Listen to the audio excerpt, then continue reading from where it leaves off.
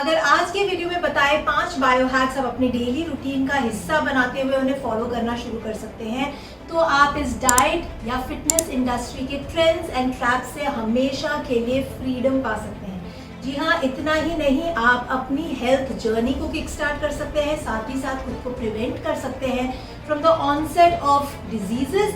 और अगर आप करंटली किसी भी लाइफस्टाइल कंडीशन से जूझ रहे हैं तो आप उसे इजीली रिवर्स भी कर सकते हैं। To know more about these simple, sustainable and sensible biohacks, let's get started.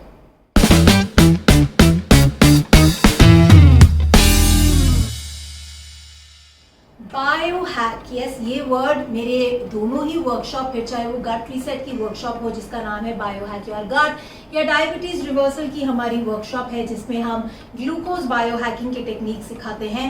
ये वर्ड बना है दो वर्ड से, bio and hack. So bio means biology यानी the study of human body, and hacks means the DIY यानी do it yourself approach, या वो trips, वो हैक्स, वो ट्रिक्स क्या हैं जिनका इस्तेमाल करते हुए आप अपनी बॉडी को हील कर सकते हैं। जी हाँ, हमारी दोनों ही वर्कशॉप्स में हम बायो हैकिंग के माध्यम से using food as medicine and mindset as therapy अपने क्लाइंट्स की क्लिनिकल कंडीशंस को रिवर्स करते हैं विदाउट एनी मेडिसिन। अगर आप मेडिसिन पे हैं तो आप easily mindfulness and right diet and right lifestyle के माध्यम से अपनी दवाइयों को धीरे धीरे वीन ऑफ करते हैं एंड एम्ब्रेस करते हैं एक हेल्थी लाइफस्टाइल। सो ये बायो हैकिंग जो है ये एब्सोल्युटली नेचुरल मेथडोलॉजी है of allowing the body's healing mechanisms to take over. Why? Because healing की जो powers हैं वो हमारी खुद की बॉडी में होती हैं और हम ही किसी ना किसी तरीके से become in the way of the body manifesting these healing powers. So bio hacking एक बहुत ही आसान, सरल और सेंसिबल तरीका है टू हील द बॉडी ना। इसमें हम diet, exercise, timeline, mindfulness, relaxation, तमाम चीज़ों का ध्यान रखते हैं। तो सबसे पहली चीज़, क्योंकि हम समय की बात कर ही रहे हैं, is the circadian rhythm. So the first bio hack is follow the circadian rhythm. Now what is circadian rhythm? Circadian rhythm का simple philosophy है कि हमारी जो बॉडी की क्लॉक है, हमारी जो बॉडी की एक टाइमलाइन है, वो सिंक्ड है, वो अलाइंड है सन की टाइमलाइन के साथ। तो अगर आप खुद को हील करना चाहते हैं या अपनी हीलिंग पावर्स को बॉडी को अलाउ करते हुए अपनी क्लिनिकल कंडीशंस को रिवर्स करना चाहते हैं, तो आपको अपना डेली रूटीन सर्काडियन रिदम के साथ अलाइन करना पड़ेगा। यानी कि ईट with the sun, when the sun rises start eating, when the sun sets stop eating. उसी तरीके से you will have to align your wake up time, your work routine, your exercise routine. So follow the circadian rhythm is the first biohack. ना इसी के अंदर जब मैं specifically diet के बारे में बात करती हूँ तो हम सभी को सिखाया गया है बचपन से, हमने से सुना है कि eat breakfast like a king, lunch like a queen and dinner like a pauper. हमारा आयुर्वेदा या हमारी जो सर्काडियन रिदम है वो इस टाइमलाइन को गलत मानती है। Simple Y? बिकॉज सन जो है पीक पे होता है 12 या 11 से 1 के बीच में, and that is the time where our digestive fire, हमारी जो डाइजेस्टिव अग्नि है वो सबसे ज़्यादा वाइब्रेंट होती है। एंड देयरफॉर अगर आपको हेल्दी रहना है तो लंच को आपको अपना बिगेस्ट मील बनाना पड़ेगा, ब्रेकफास्ट को नहीं ना। क्या इसका मतलब है कि आप अपना ब्रेकफास्ट स्किप कर सकते हैं? Well, we move on to the next point and discuss that in detail. But अभी के लिए जानना ज़रूरी है कि wake up with the sunrise, eat with the sunrise, and as the sun sets, relax, let your body's healing powers take over, and stop eating.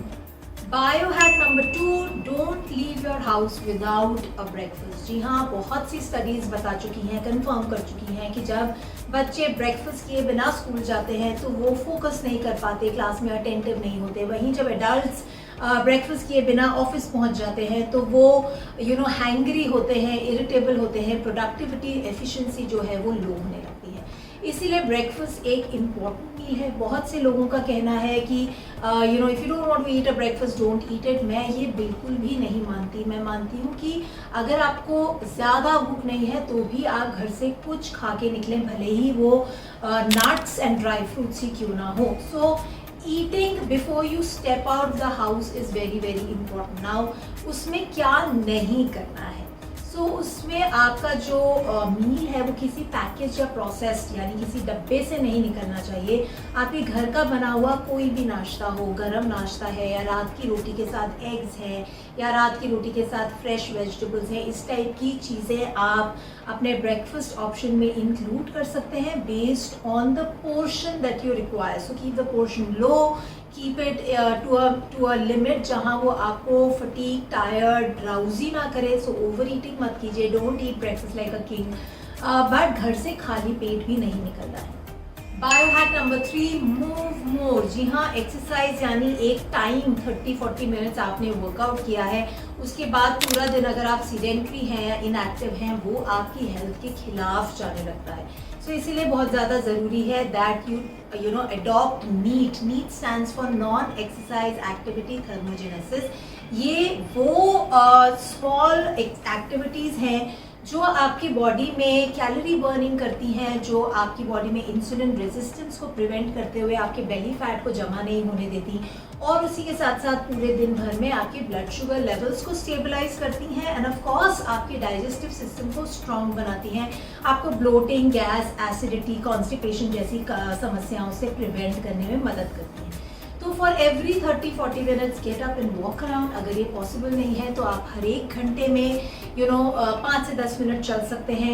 अगर ये भी आप करना भूल जाते हैं तो हैबिट स्टैकिंग के माध्यम से आप अपने मील्स के बाद वॉकिंग की हैबिट को स्टैक कर दीजिए। यानी जैसे ही आपका ब्रेकफास्ट या लंच या डिनर खत्म होता है, टेल योरसेल्फ दैट मैं 5 से 10 मिनट वॉक करूँगा या करूँगी, ताकि दिन भर में आपके जो स्टेप्स हैं वो भी बढ़ें। और मील के बाद जब हम वॉक करते हैं तो हमारा डाइजेशन ऑटोमेटिकली स्ट्रॉन्ग होने लगता है, हमें कॉन्स्टिपेशन, गैस, ब्लोटिंग जैसी समस्याएं भी नहीं होती। So start moving more. Bio hack number 4, start your meals with a glass of water. जी हाँ, जब भी आप खाना खाने बैठ रहे हैं उससे 15 मिनट पहले have a glass of water. Now ऐसा क्यों? आयुर्वेद ने बहुत अच्छे से समझाया है कि हमारे पेट में हमें खाना खाते वक्त पानी, खाना और एयर की स्पेस यानी 1/3 हिस्सा पानी के लिए, 1/3 हिस्सा खाने के लिए एंड 1/3 हमें खाली छोड़ना है for the food to churn, for the digestive enzymes to mix with the food, ताकि हमारा प्रोसेस ऑफ डाइजेशन शुरू हो ना। अक्सर क्या होता है, माइंडलेसली हम लोग सारे ही स्टमक को फूड से भर देते हैं और इसीलिए कई बार हमें हैवीनेस, टायर्डनेस, फटीग, सुस्ती आना मील्स के बाद ऐसा लगता है, और लोग फिर चाय, कॉफ़ी या सिगरेट की उनको एक तलब सी उठती है मील्स के बाद। सो इसलिए बहुत ज़्यादा ज़रूरी है कि आप अपने मील्स को जब पानी से शुरू करते हैं तो automatically you are giving 1/3 of the right item to the stomach, जिससे कि बाकी का जो हिस्सा है वो आप फूड और थोड़ा सा माइंडफुल अगर आप प्रैक्टिस करने लगेंगे तो 1/3 हिस्सा आप एयर एंड मूवमेंट के लिए भी खाली छोड़ने लगेंगे। बट एटलीस्ट जब तक आप उस स्टेट ऑफ माइंडफुलनेस तक नहीं पहुंचते, आपको समझ नहीं आता कि कौन से स्टेज पे आप फुल कंफर्टेबली फुल हो चुके हैं, उसलिए बहुत ही इजी और अच्छा सिंपल हैक है to start having water before your meals, ताकि it helps you to regulate your portion and आप ओवर ईटिंग ना करें। बायो हैक नंबर 5, अपनी हर मील में कॉन्शियसली इंक्लूड कीजिए फूड्स जो कि इंसुलिन को सेंसिटाइज करते हैं, जो कि आपके ब्लड शुगर लेवल्स को स्टेबलाइज रखते हैं। इसमें कौन कौन से फूड आइटम्स या कौन से हर्ब्स आते हैं, जैसे गार्लिक यानी कि लहसुन, उसी के साथ साथ जिंजर, चाहे आप फ्रेश जिंजर यूज़ कर रहे हैं या जिंजर पाउडर जिसे हिंदी में हम सौंठ पाउडर कहते हैं। ग्रीन लीफी वेजिटेबल्स, जी हाँ, तमाम सब्जियां जो हरी पत्तेदार सब्जियां हैं, लाल सब्जियां हैं, समर्स की अलग, विंटर्स की अलग। और अगर आपको गर्मियों की ग्रीन लीफी वेजिटेबल्स के बारे में ज़्यादा नॉलेज चाहिए तो आप मेरा ये डिटेल वीडियो देख सकते हैं, जिसमें मैंने बताया है कि समर्स में आने वाली वो कौन सी ग्रीन लीफी वेजिटेबल्स हैं जिनको आपको साग के फॉर्म में, सब्जियों के फॉर्म में अपने मील्स में रेगुलरली इंक्लूड करना चाहिए, राइट। उसी के साथ साथ हमारे तमाम गुड फैट्स, चाहे वो नट्स एंड सीड्स से आए, कोकोनट से आए, घी से आए, ये हमारे ब्लड शुगर लेवल्स को स्टेबलाइज रखते हैं और इंसुलिन को सेंसिटाइज करते हैं। उसी के साथ साथ एप्पल साइडर विनेगर या कोई भी विनेगर, बिटर फूड आइटम्स जैसे कि करेला, नीम पत्ता, या फिर एस्ट्रिंजेंट फूड आइटम्स, चाहे वो आंवला हो, चाहे वो जामुन जैसे फ्रूट्स हो, ये हमारे बॉडी में इंसुलिन को सेंसिटाइज करते हैं। तो you know through out the day make sure that अगर आपने ब्रेकफास्ट लिया है उसमें नट्स एंड सीड्स हैं आपके पॉरेज में, या पोहे के ऊपर ग्रेटेड कोकोनट है, तो लंच में आप ग्रीन लीफी वेजिटेबल्स का इस्तेमाल कर रहे हैं, या चटनी के फॉर्म में आप तुलसी या फिर मेथी सीड्स का इस्तेमाल कर रहे हैं। वहीं डिनर में अगर आप stir fried vegetables, sauteed vegetables कर रहे हैं, तो उसमें आप कोई भी तरीके का विनेगर, जामुन विनेगर या फिर एप्पल साइडर विनेगर का इस्तेमाल कर सकते हैं, जिससे कि आपकी बॉडी में इंसुलिन रेजिस्टेंस नहीं होगा, इंसुलिन सेंसिटाइज रहेगी। क्योंकि इंसुलिन रेजिस्टेंस एक रूट कॉज बनता है तमाम हार्मोनल इश्यूज़ का, फिर चाहे वो PCOS हो, डायबिटीज़ हो, बेली फैट हो, और फिर बॉडी में इन्फ्लेमेशन बढ़ने लगती है, जो कि तमाम लाइफस्टाइल इन्फ्लेमेटरी डिजीज़ का कारण बनती है।